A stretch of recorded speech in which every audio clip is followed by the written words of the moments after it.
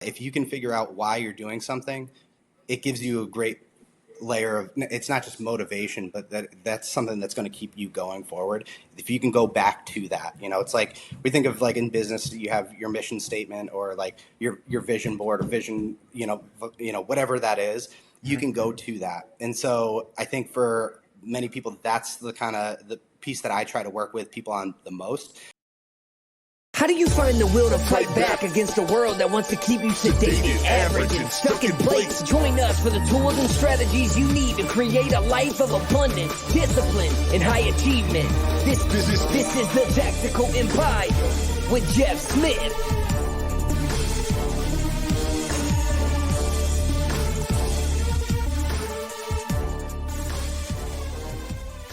What's up, Tactical Empire? This is Shawn. We are joined by one of our Inner Circle guys. His name is John Ragno. He was actually a referral from another Inner Circle guy, which we always appreciate getting referrals. The interesting thing is we normally know nothing about these guys when they enter the group, but if they are an arm's length away from someone that's already in the group, we have full faith that they're going to come in and learn the system, learn the foundational principles that we believe in. And then the first time we went to a meetup, John was there and I was at a coffee shop, and he walked in like we knew each other and that we were buddies, and I had to ask what his name was because sometimes it's tough to know who's who. So John, I appreciate your friendly demeanor at the meetup and walking up and introducing yourself to me. So welcome to the show, John. Thanks for having me. Perfect. Let's just dive right into it. Tell the people like who you are, what you do, kind of lay the foundation for what your life looks like, and then we'll kind of dive into some of the deeper topics of what you have going on, what you're working on. Yeah, so I have been a career civil servant more than anything else. In the last couple of years, I made a change. I was working in public schools for a long time. Decided that wasn't really for me. We can get into details of why public schools doesn't work for a lot of people anymore. But I decided I was going to move into my own private practice. So I've been managing my own clinical mental health practice right now. As I was deciding to leave, I thought I needed something else. So I started evaluating businesses. Finally settled on going into vending, which I bought a route from somebody else. And then I've slowly been upgrading it and adding to it and going from there.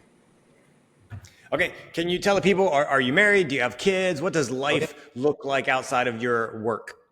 Yeah. Married, high school sweetheart. We've been together over 20 years now. We got 2 kids, 8 and 10. Honestly, my family life is everything to me. That's rocking and rolling.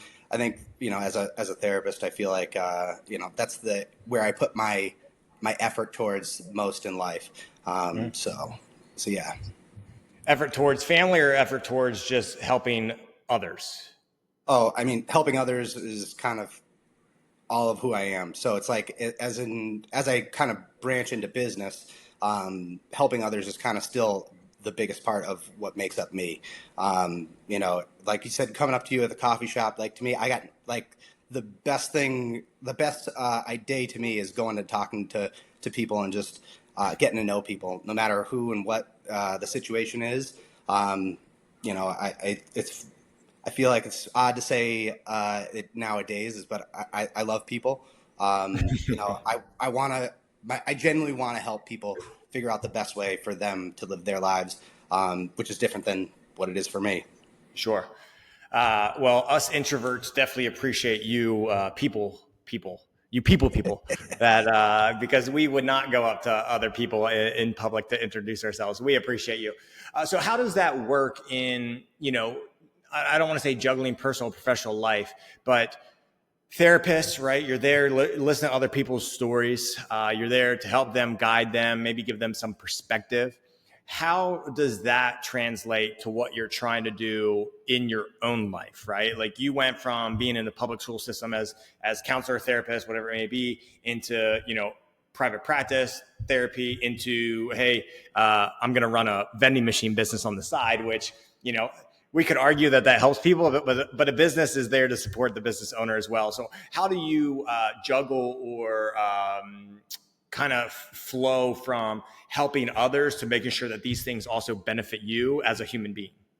So like the vending to me was not, nobody wakes up and is like, oh, I want to do vending. It's like Right. how many people are doing businesses that they never thought that they'd be doing. To me, I think that like vending itself is it's a logistics company that meets hospitality. It's kind of like when we think of the Airbnb world, it's Okay. not necessarily just real estate, it's hospitality just as much. And so I thought that it was a really good thing for my wife and I, because we both left working in public schools at the exact same time. Oh, geez. Yeah, so it was a challenging year. A lot of change that happened there. But I thought that was something that kind of matched like some of the other parts of my personality, like as far as being able to systematize things, to come up with some strategy. So it kind of gave me a little bit of itch that way. I don't think that this is probably the business I'm going to end up with. It's going to be one of those things that I'm going to build and do well for a while, and then be happy with where it's at, or maybe it goes away and somebody else takes it over. Mm-hmm. But to me, I think trying to help people, I getting into business, I think that helping people works just the same way. Like as an owner, when you have employees, they're part of your family just as much. Like you care about them, you want to see them do well. At least not everybody may Sure. think it that way, but like for me, like I would love to be able to have a business one day that I had enough employees that I'm worried about their livelihood, because Sure. to me, I think that that's kind of what makes the world go around, is that we're all working towards a common good to everybody else. Sure.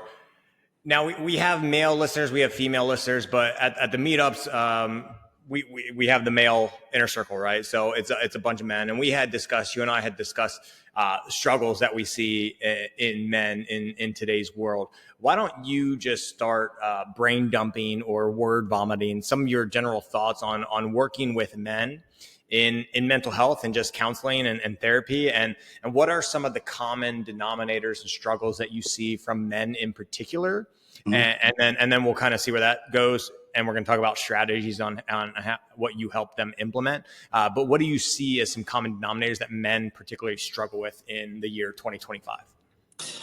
I think that the idea of what a man really is has kind of changed quite a bit in the last 20, 30 years. I think that when we were at the meetup, you and I had talked about the idea of perfectionism being on the rise since like the early 90s. And it's been a pretty steady research field of going into that. There's some people that are really good into that space already. But I think that men in particular are really honed in onto that, because as much as, men really do struggle more with self-worth. And I think one of the biggest things that we see in counseling is that people are really working towards their self-esteem, which is different than self-worth. And I think that, in the group, we kind of do talk about like knowing what your value is, but a lot of people end up working on their self-worth, their self-esteem, which is all done through comparison. So it's like how our ego is built, how we get that internal drive. All of that is really good. It's helpful, but it can't be the sole part of what makes up our identity.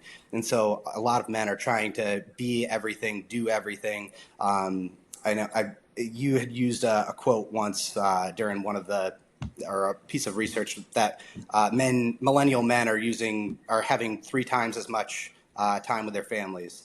I hadn't heard that one, but it totally makes sense based off of what I see. Men are trying to be more and do more and be everything, and there's just only so much that one person can be. And so at a certain point, men are getting so burnt out. There was this piece, I can't remember where the research was from, but it was like men around age 35 generally start burning out drastically, and they start getting adrenal fatigue, where their energy levels drop down. Like nowadays we equate that to a lot of testosterone stuff, but realistically it's that they've been grinding for such a long period of time, trying to be everything, do everything, and then all of a sudden they realize they can't. A bulk of my practice is younger men. So like a lot of that are coming out of college, and they're feeling kind of lost right now. And so they're not exactly sure what to do.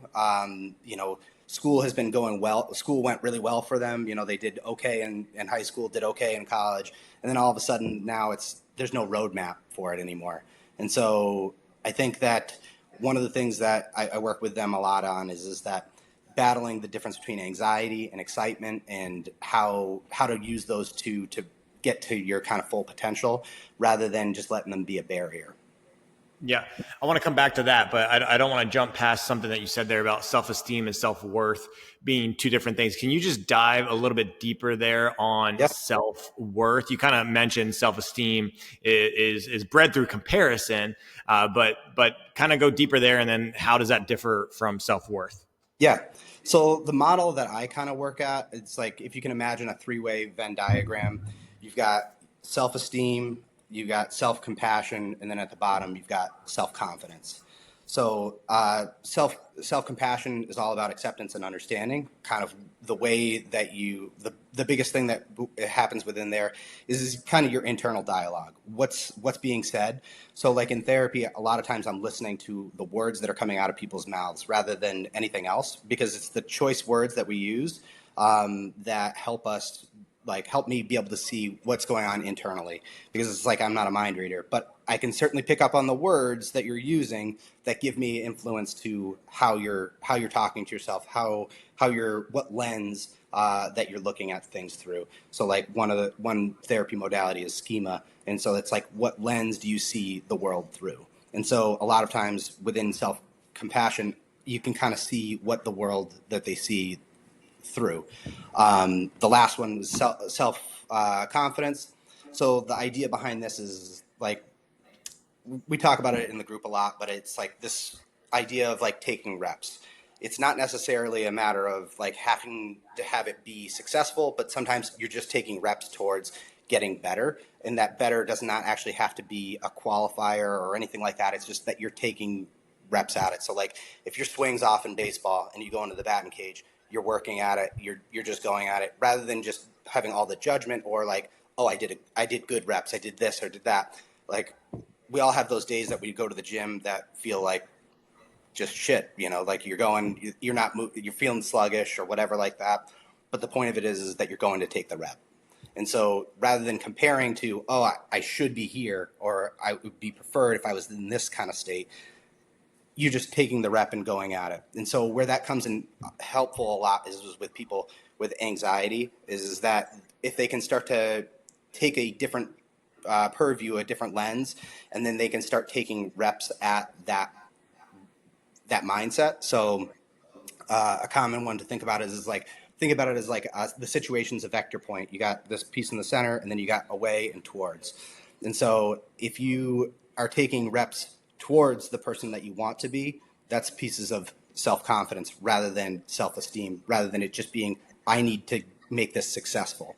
And so I think that a lot of men really struggle with, I need to make this successful, rather than I need to take the reps towards what I want to be rather than where I need to be right now. We could go ahead and end the podcast right now. That was really nice. So when you're sitting on the other side of the table and you're talking to men, you don't fix this in one session.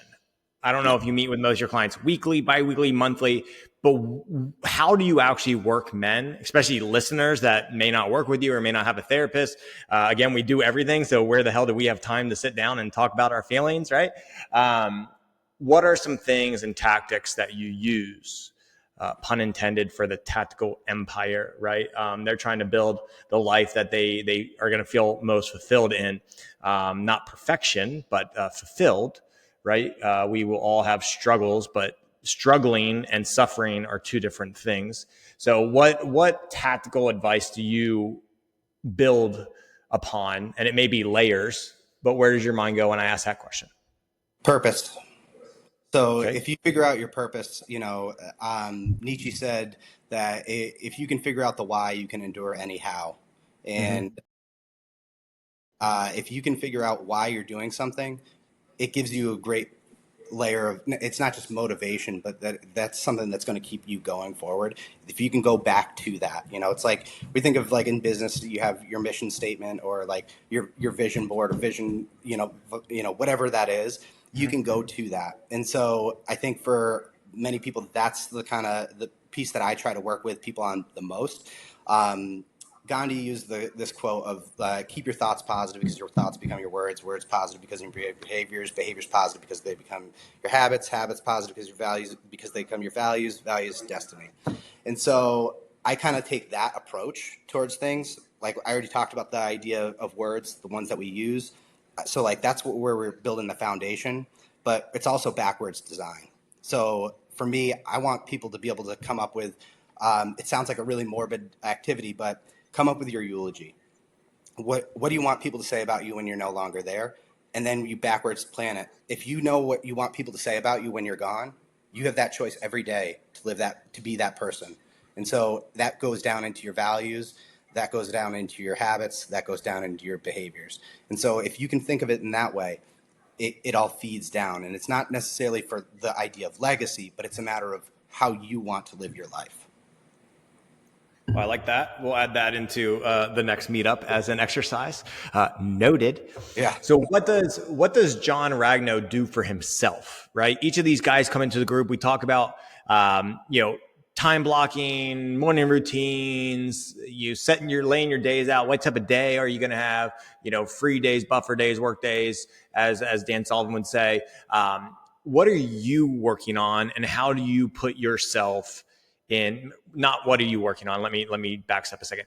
What do you do regularly that keeps you straight and narrow, for lack of a better term? I'm sure you have bad days, bad thoughts, things like that, but like, we put these guardrails up, and we should kind of ebb and flow between like our ideal lower limit and our ideal upper limit.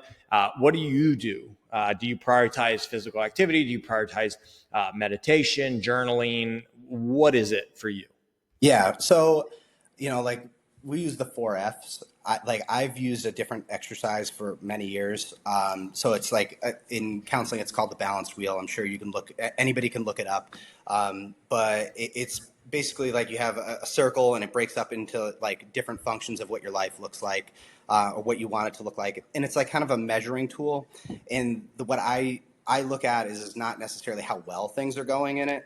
So it's a 1 to 10 Likert scale, and it has different areas and different facets. And for me, I've changed how it looks over the years because different things need different levels of attention, or different things need to be kind of monitored. And so what I do is I do that. I used to do it monthly, where I would track my attention towards these things, because sometimes, like you said, ebbs and flows. Like sometimes you get a great opportunity in career or finances, and you just have to take it, and it's going to take a lot of your attention away. But I know for myself, I can't live with being a 10 at attention to one thing for too long, because something else is going to suffer. And so for me, it's all about a balancing act. And so I feel like that's one of the things I do really well is that having the awareness of what is kind of running at a little bit of a deficit, and then trying to bring my attention back to it, because it's okay that it gets out of whack for a little bit, but it's not okay if your family's at a 3 for months on an end. But if it's like you have to, before going into vending, I was a general contractor, and there was times where I had big jobs that I was making big money that I had to take that, and my time was taken away. But I knew on the other end, I would have to allot for some time for getting back to my other things. So it's not a real crystallized answer, because it varies for me. So right now in this season of where I'm at, health and fitness is kind of taking a little bit of a step back. I've had a lot of health issues for some years, and now I'm kind of trying to get that back. But things ebb and flow. That's not a real solid answer for you, but it's more of another technique. Yeah. I'm looking at this balance wheel. I've actually never heard of it, so I pulled it up here. Is it kind of like the circle that has spirituality, health, Yep. Energy, career, business, money, relationships, lifestyle, hobby, Yeah. personal growth, social friends. Okay. Yeah. And Very so like, interesting. I'll change it. So like, I can't remember what we did. It was a couple weeks ago, but, we were talking about what could we do one thing in each of the areas. And like one of mine was, is I wanted to be fun. I wanted to be a little bit more fun in my family. And so like, that was something I started tracking within there. How much attention was I putting towards being fun? And then it became something, okay, I got to put my attention to this. And so like that took away from, I think mine that I replaced it with was environment, because my environment had improved where I didn't really need to track that anymore. And so each of those different things have their benefit to them. You know, like spirituality, you said, like to me, that's something that like I track quite a bit. And it's not necessarily, I'm not religious, but I'm very spiritual. And I think that one of the ways I look at that one is that how much am I like excited for life versus how much am I fearful? So it's like this idea of fear versus faith. And I think over the years, I've had a lot of things. You know, I'm a therapist for a reason. There aren't too many of us that come into the field that are unscathed of problems. So for me, I've always tried to figure out a way to choose faith as much as I can over the fear. And like that's why for me, I love working with anxiety, because that's all anxiety is just fear of thoughts. Well, let's go into that. Entrepreneurs, investors, business owners, high achieving corporate executives, or just anyone that views himself as a high achiever. What do you hear from them? How can they start backing themselves off the ledge? How do you talk them through the framing, the storytelling? What linguistics and language do you use when you hear fear-based narratives? So first is bringing awareness to it. You know, if you can't bring awareness to the fear, because most of the time, especially men, don't recognize that it's fear. You know, it's really easy to feel angry. It's really easy to feel sad, but people don't recognize that they're afraid. People are more afraid than anything else, and they don't recognize it, and so they displace that emotion to something else. So the ability to be able to identify that what you're afraid of, and then being able to change the lens of the narrative that you're telling yourself. Again, anxiety is all things that are based off of things that you don't actually know for fact. There are things that you're either looking towards or looking to run away from, or that you're speculating on. They're not based out of fact. That's anxiety. And the same can go for excitement too. So I think that the problem for entrepreneurs is not just anxiety, but it's excitement. So it's like I fall victim to this one just as much as anybody else, is that like, oh, you hear something and then you go and investigate it and you put a ton of time into it, and then you realize either you go with that thing or you don't. So it's managing excitement and managing anxiety. And so they're the same. To me, they're the same thing. It's just the narrative that goes along with it. Okay. Next step in managing excitement or anxiety, right? We have awareness. We understand trying to peel away the onion and figure out what that fear actually is. And maybe it's Socratic questioning. Why do I think this? Why do I think that? Why do I think this? But then how do we manage that? For me, I talk about like the time between like the trigger and then the realization, and then implementing this, stop saying that story. And I literally do ask, like, is this a fact? Like what I just said, is it a fact? And if it's not, then I need to have that internal dialogue, and it's just a conversation. So like how many people, and then this goes back to, I think it was the happiness hypothesis, Jonathan Haidt. I don't know why that book doesn't get talked about enough. I don't know if you've read it and if you like it. Yeah, I do. I don't know if it was impactful. I like his work. I think he's a little snarky. So I think that he doesn't appeal to both sides. So yeah, well, I don't know who he actually is, but the book, I was like, this is a deep book that is easily readable.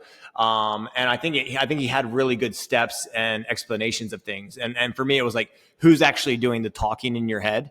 I was like, yeah, shit, there's quite a few people inside that head. So who's dominating the conversation, and how can I bring forward the more logical and rational person, the person that can be a little bit more even keeled? And you've maybe heard me say this in the group, especially on the Stoicism calls, like, I'm definitely not going to be the most excitable person you ever meet, but I'm also not going to be the most like mundane, depressed, anxious person you'll ever meet too. Like I have guardrails, and I have moments on either side of the spectrum, but like I just try and be like cool, calm, and collected, not like the bored, cool, calm, and collected. But it's interesting where like some big shit will happen, like big problems will happen, whether they're financial big problems or just people problems. And like I have the feelings that people have, but it takes me sometimes 5 minutes, sometimes 5 hours, but definitely a day. And I'm just like, heart rate's normal. I'm not losing sleep. But then small things I can get very excitable about. And it's like, I'm not upset about it, but like, why are these little things bothering me? But like, it's really common. Yeah, go ahead. How do you think through, I don't even know what the question was there. I was just talking about like stepping out of the edge and then pulling forward that person that can be a bit more logical and rational. I don't know if that's the right phrases that you would use, but Where's mine go? So this is a different therapy modality. It's another Venn diagram, unfortunately, but it's the idea of states of mind. So that we have two different sides. You got your logic mind, and you got your emotion mind, and where it goes in the middle is called wise mind. It's a little too fluffy for me, so like I like controlled competency in there. It's like everything's kind of clicking on all cylinders. You can make you're emotionally available to making logical decisions, but overlap. The goal is to try to make that a little bit wider. But for most people, they are not balanced on what their emotional mind and logic mind is. It's like one might be bigger, the other one might be small.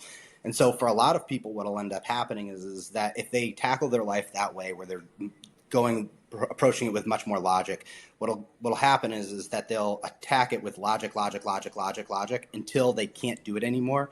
And then it's kind of like the way I describe it is that it's like a sun exploding. Before it explodes, it gets really, really big, and then all of a sudden it shrinks back down to nothing and then explodes. So those that are really logical will go logic until they can't make sense of it anymore, and then they'll break down, and then they'll just become extremely emotional. I mean, you didn't have to call me out, bro.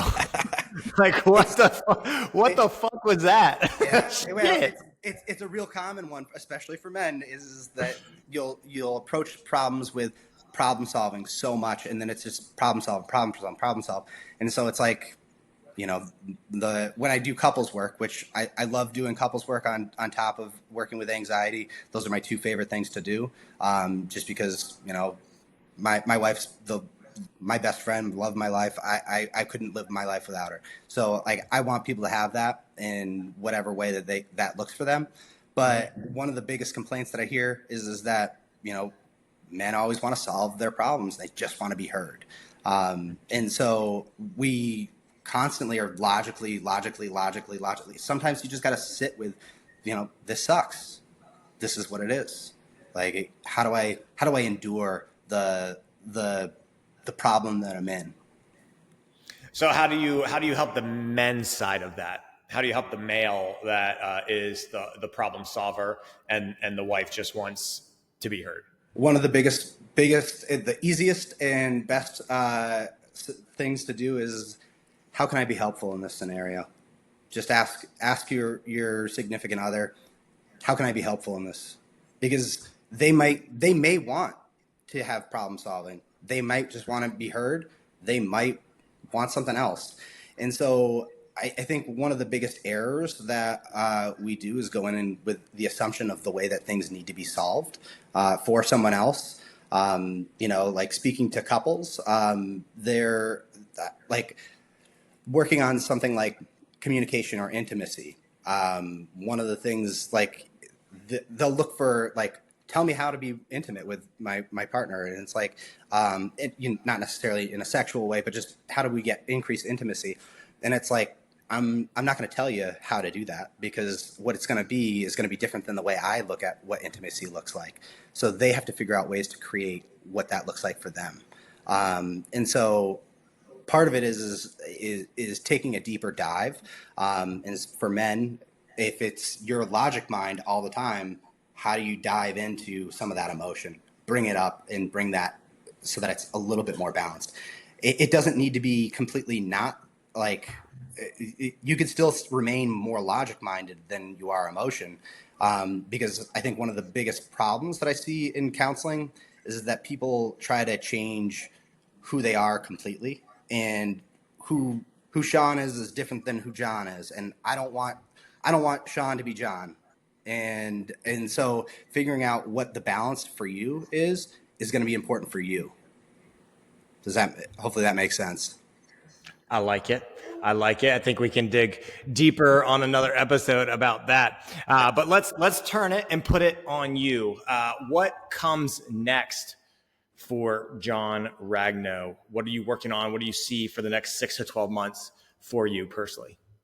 I keep saying that I need to stabilize out, and I've been saying that for about 6 months or more, just because leaving public education, stable job, and then going into private practice, and then vending, I probably need to stabilize out. But I'm all gas kind of guy. And so one of the things I got to look at is that getting more access to money, because vending is one of those things that it's going to be an acquisition. It's really hard to grow organically when you're starting out. So I got to figure out how to do that. And I really, at this point, I'm looking to create some more skills for myself so that I can grow in different parts of business. I'm not exactly sure. I think that I'm managing excitement right now, because it just feels like that there's so much available to me. I've got some big visions of what I'd like the next 10 years to look like. I love counseling, but I'm only helping one person at a time, and that's just not enough for me. And so I'd like to be able to get into a place where I can help more people, because I got into counseling for a reason, like I said, and so my goal is to make the world a better place in whatever way I can. And when I decided to go into more of the business realm, I was reading the book for Rockefeller, the Titan book, and it was really interesting because it was that John D. Rockefeller thought of himself as, like you've talked about, the steward of money, but his goal behind it was that, how do I give back to the world as much as I can? Because his best job was to earn. And I'm not going to be that guy, but sure, I want to be able to earn so that I can give back to the things that I want to see improve. Like I said, I couldn't see education improving where I was at, so I'd like to do something bigger. Hell yeah. If people actually like what you're saying here, and which they should, because I need this just as much as anybody else, how can people reach out to you? I know you kind of want to scale and meet with people, but you're still currently working with people one-on-one. So do you have an open book of business? And if so, how can men in particular get a hold of you? Yeah, my Instagram is Progress Above Perfection, LLC. You can DM me there. My email is John Ragno, LMHC@gmail. So anybody can reach out to me there. I'm always looking to help people however I can, in whatever ways I can. Love it. John, anything good for the masses? We get a whopping billions of people to listen to our podcast. But no, we do have actually a pretty active group of listeners. So anything that you kind of just want to general comments that may help the people that are listening? Yeah. I got to say, I've been very happy joining the group. And to anybody that's listening, if they join this group, it's great. But I think that the idea of community is just something that's really important to me, because like I said, coming from education, public service, it's nice to be able to talk to other people about the things that they're working on, and it's been very helpful because you're only limited by the experience that and having a community around you not only supports you and to get into what you need to do, gives you access to the idea of what's out there, but it also gives that piece of accountability to other people to try to help move forward. I think that community is just one of those things that is such an underrepresented piece in society right now. So yeah. Love it. Well, you didn't have to promote us, my man, but we do appreciate it. I promoted you at the beginning that we loved adding you into the group. But, John is in the group. So whether you're in the group or thinking about getting in the group, I mean, these are the type of men that we're bringing in. We've told the guys in the group that we are not going to put more than 100 men in the group. With our 90-day accelerator, we are way more strict about who we're allowing to transition into the group. We want men that are progressing forward. We want men that are coachable, and we want men that can serve and help the other men in the group. And John is certainly one with them. So, John, hopefully we can bring you back on again. Hopefully we'll see you in Little Rock at the end of September. We look forward to that. So appreciate you jumping on the podcast today, my man.